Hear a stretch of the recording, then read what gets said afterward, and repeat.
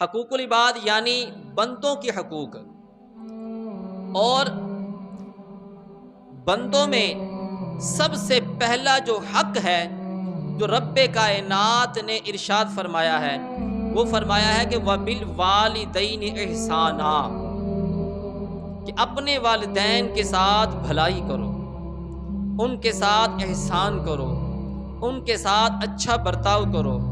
ان کے ساتھ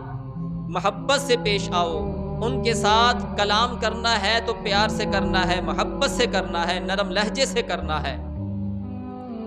اور جس کے بارے میں میرے محبوب صلی اللہ علیہ وآلہ وسلم کے پیارے صحابی حضرت ابو ہریرہ رضی اللہ تعالی عنہ روایت کرتے ہیں کہ سرور کائنات صلی اللہ علیہ وآلہ وسلم نے 3 مرتبہ فرمایا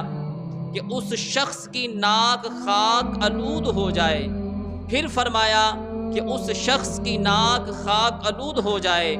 پھر تیسری مرتبہ فرمایا کہ اس شخص کی ناک خاک آلود ہو جائے۔ صحابہ کرام نے عرض کیا آقا سیدی یا رسول اللہ صلی اللہ علیہ وآلہ وسلم کس کی ناک خاک آلود ہو جائے؟ تو میرے محبوب صلی اللہ علیہ وآلہ وسلم نے فرمایا کہ اس شخص کی ناک خاک آلود ہو جائے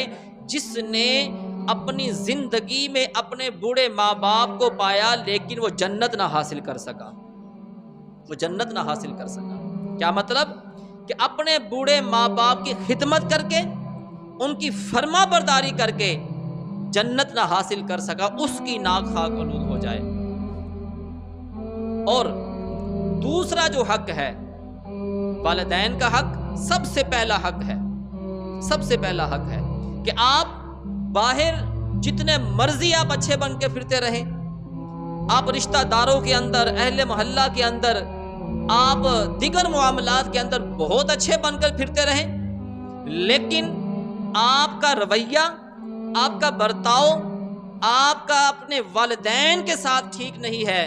تو پھر جو ہے میرے محبوب صلی اللہ علیہ وآلہ وسلم کا فرمان ہے کہ جس کے والدین جس کے اوپر راضی ہوں گے میں رب اس کے اوپر راضی ہوں گا۔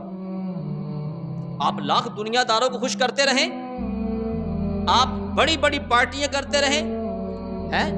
آپ سیر و تفریح میں لگے رہیں، دوست احباب میں بڑے اچھے ہیں، آپ لوگ بڑی آپ کی تعریفیں کرتے ہیں، لیکن گھر کے اندر بوڑھے ماں باپ بھوکے بیٹھے ہوئے ہیں، ان کی دوائی دارو کی فکر نہیں ہے، لاکھوں روپیہ باہر اڑا دینا ہے، لیکن 100 200 500 1000 کی ماں باپ کی دوائی لینے کی بات آ جائے تو پھر ہمارا رویہ کیا ہوتا ہے، ہمارا انداز کیا ہوتا ہے، ہمارا جملہ کیا ہوتا ہے کہ اماں جی ابا جی آپ کے دوسرے بیٹے بھی تو ہیں نا، تیری خوش نصیبی ہے، اولاد کی خوش نصیبی ہے کہ اگر ماں باپ کسی بیٹے کو خود کہہ دیتے ہیں کہ بیٹا میرا یہ کام کر دو، مجھے دوائی لا دو، مجھے پانی پلا دو۔ ایک بزرگ نا حج پر جا رہے تھے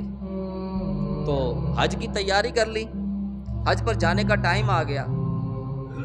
سب بیٹھے ہوئے تھے، جتنے بھی بھائی تھے ان بزرگوں کے سب بیٹھے ہوئے تھے، تو ماں نے اس بیٹے کو کہا جو حج پر جا رہا تھا، بیٹا مجھے پانی پلانا، مجھے پانی پلانا۔ تو بیٹے کے دل میں، وہ بابا جی کے بزرگ کے دل میں یہ بات آئی کہ میں تو حج پر جا رہا ہوں، میں تو بڑی نیکیاں کما لوں گا، یہ میرے بھائی بیٹھے جو ہیں، تو آپ نے اپنے دوسرے بھائی کو کہہ دیا کہ بھائی تو پانی پلا دے اماں کو، تو پانی پلا دے اماں کو۔ بھائی دوسرے نے پانی پلا دیا، جب بھائی نے پانی پلا دیا تو جس بیٹے کو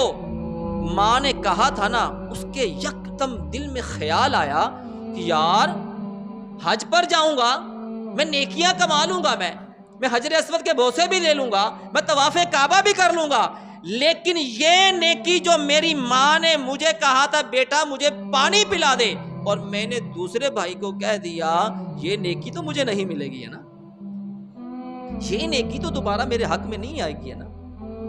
کیا مطلب؟ کہ اگر ماں باپ جس بیٹے کو ترجیح دیتے ہوں کہ یہ، اور ماں باپ یہی دیکھ رہے ہوتے ہیں کہ فلاں بیٹا میرا ٹھیک ہے، اس کے پاس اللہ کی بڑی رحمت ہے، اور دوسرا بیٹا کوئی کمزور ہوتا ہے تو ماں باپ جس کے پاس کوئی اچھا معاملات ہوتے ہیں، ان کے پاس جس کے اچھی دولت ہو، اچھا کمانے والا ہو، تو ماں باپ کہتے ہیں یار وہ پہلے ہی تنگ ہے، اس کو کیا میں نے پریشان کرنا ہے، جو آسانی میں ہے، جو خوشحال ہے، میں اس کو کہہ دیتی ہوں یا میں اس کو کہہ دیتا ہوں۔ تو یہ